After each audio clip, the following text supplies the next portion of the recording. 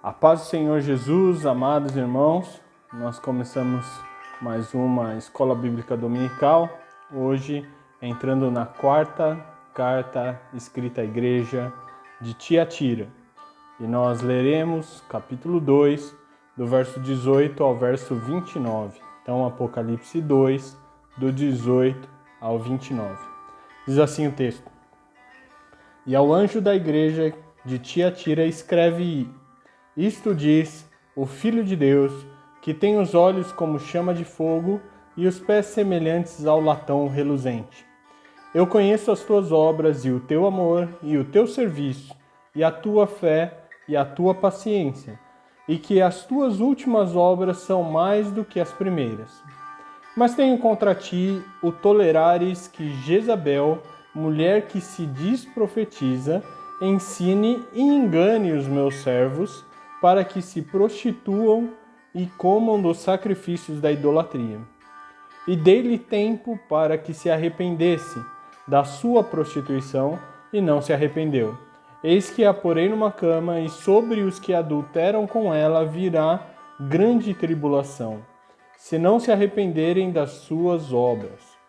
E ferirei de morte a seus filhos, e todas as igrejas saberão que eu sou aquele que sonda as mentes e corações, e darei a cada um de vós segundo as vossas obras.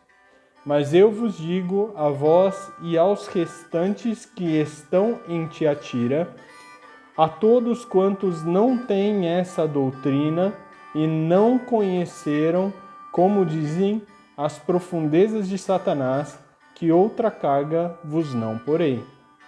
Mas o que tendes, retende-o até que eu venha. E ao que vencer e guardar até o fim as minhas obras, eu lhe darei poder sobre as nações, e com vara de ferro as regerá, e serão quebradas, como vasos de oleiro, como também recebi de meu Pai, dar-lhe-ei a estrela da manhã. Quem tem ouvidos ouça o que o Espírito diz às igrejas. Então, esse é o texto que fala sobre a quarta igreja, a igreja de Tiatira. Então, nós começamos naquele mesmo modelo. Então, destinatário, o anjo da igreja em Tiatira. Remetente, Cristo se apresentando de que forma? Isto diz o Filho de Deus, que tem os olhos como chama de fogo e os pés semelhantes ao latão reluzente. É interessante quando nós vemos ele falando sobre ser o Filho de Deus, porque em muitos textos, na verdade, o que nós vemos é que outras pessoas reconhecem a Cristo Jesus como sendo o Filho de Deus.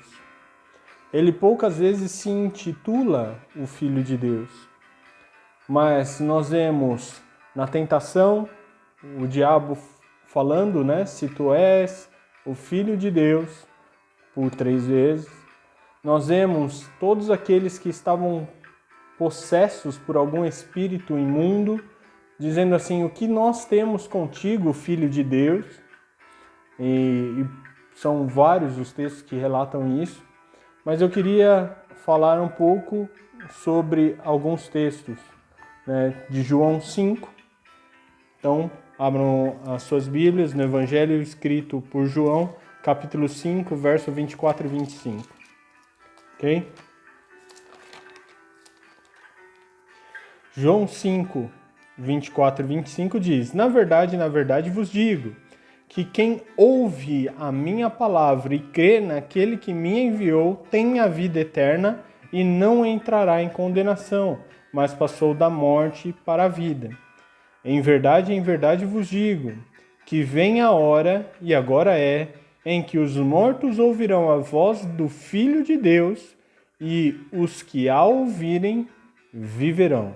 Então, Cristo declarando as suas obras e mostrando que ele era o Filho de Deus enviado do Pai para a salvação, tanto dos vivos como dos mortos.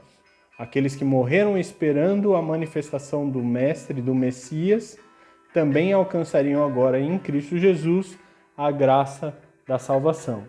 Outro texto ainda em João, capítulo 6, versos 68 e 69, diz o seguinte: Respondeu-lhe, pois, Simão Pedro: Senhor, para quem iremos nós?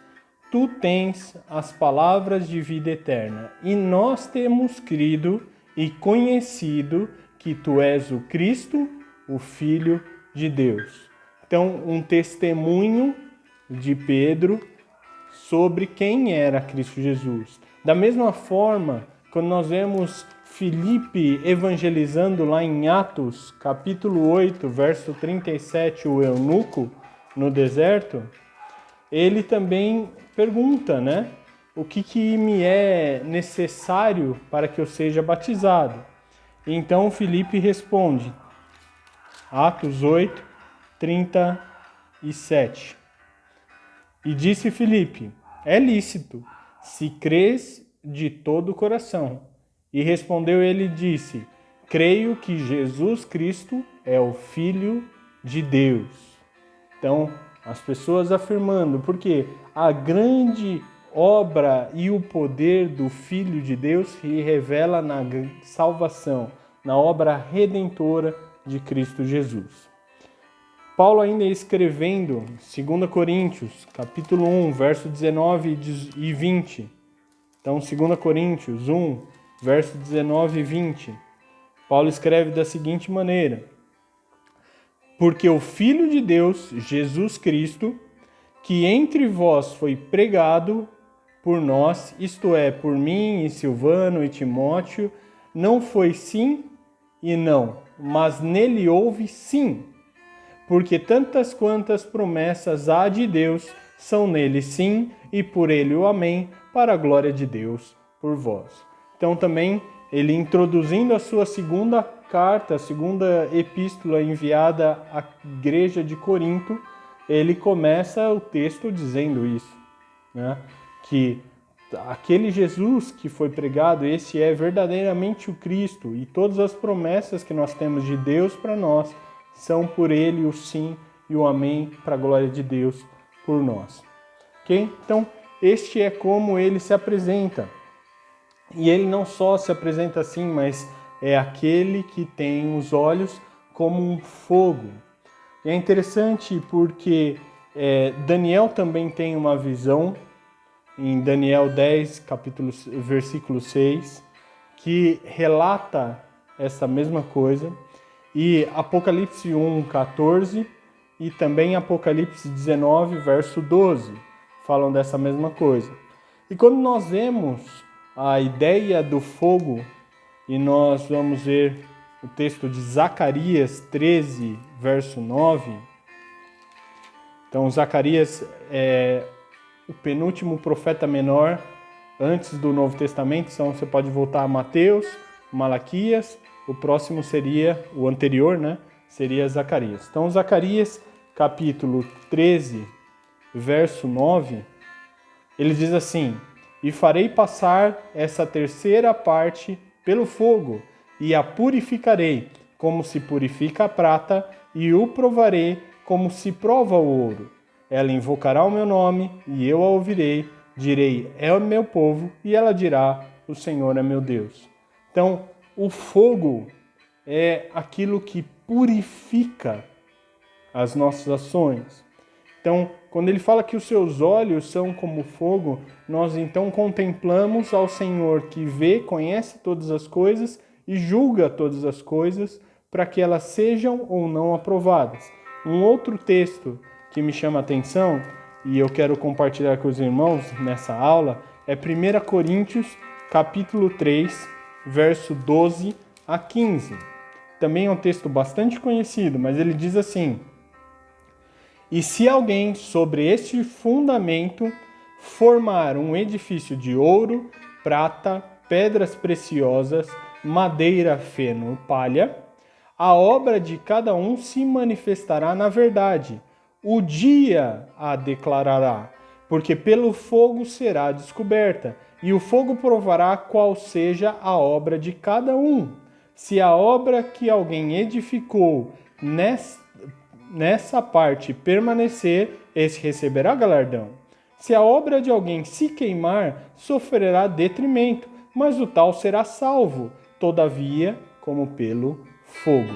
Então, a figura do fogo como aquilo que prova as obras dos homens, para então justificar sobre o fundamento que é Cristo, que obra foi realizada. Então, vamos um pouquinho ainda ver sobre essa figura desse Cristo. Então, Jeremias, capítulo 17, verso 10, também ele vai falar sobre o Senhor. Jeremias 17, verso 10.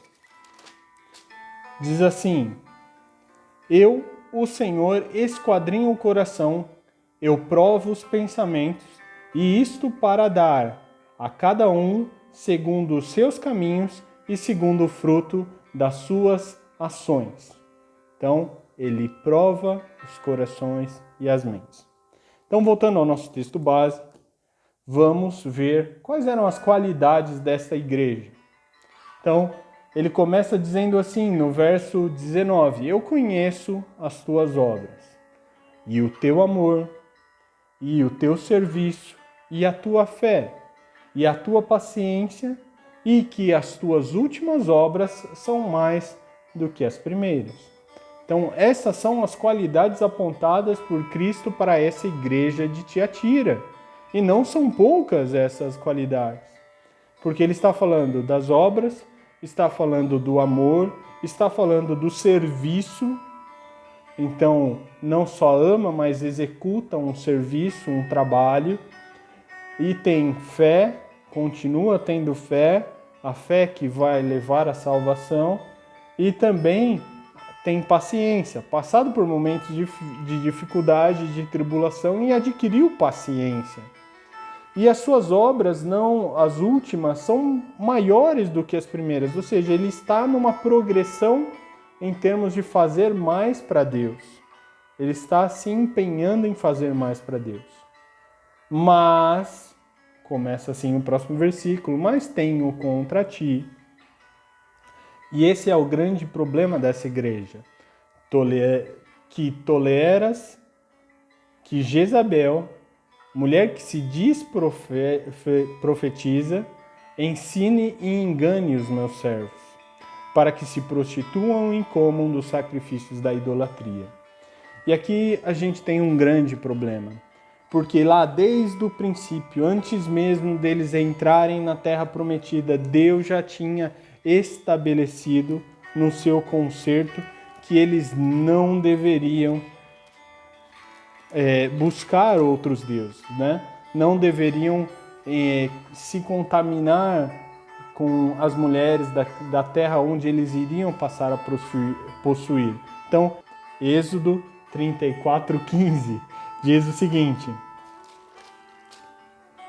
para que não faças concerto com os moradores da terra, e não se prostituam após os seus deuses, nem sacrifiquem aos seus deuses, e tu, convidado deles, comas dos seus sacrifícios, e tomes, versículo 16, e tomes mulheres das suas mulheres para os seus filhos, e suas filhas prostituindo após os seus deuses.